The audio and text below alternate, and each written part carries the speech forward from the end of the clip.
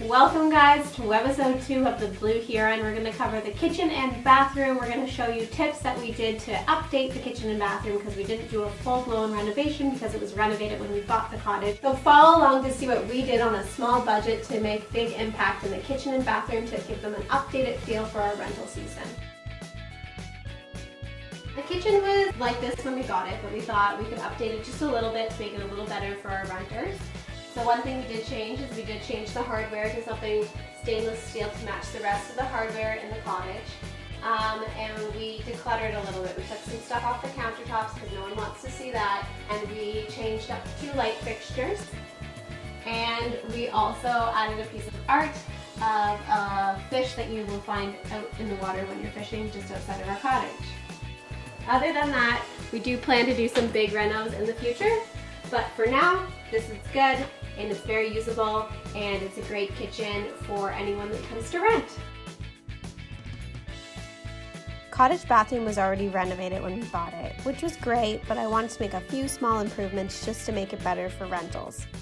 There is 2 awkward lights, one sitting above the toilet and one above the vanity, and I thought, this is odd. It must have been a mistake when the previous renovation happened, but for now I want to make those lights make sense. So I thought if I could add a long mirror across the vanity to the toilet, it'd make the lights look like they're actually grounded on the mirror and give them a purpose.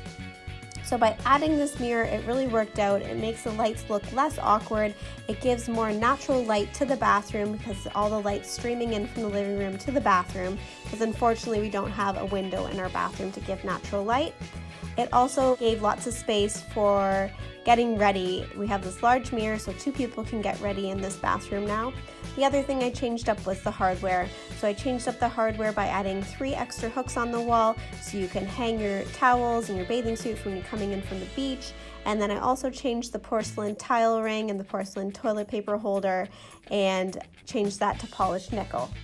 And then I added new hardware to the vanity because that was brass and starting to look outdated, and I think overall we were able to just give this bathroom just a little bit of a refresh to make it more rental friendly and just to make the usability that much better.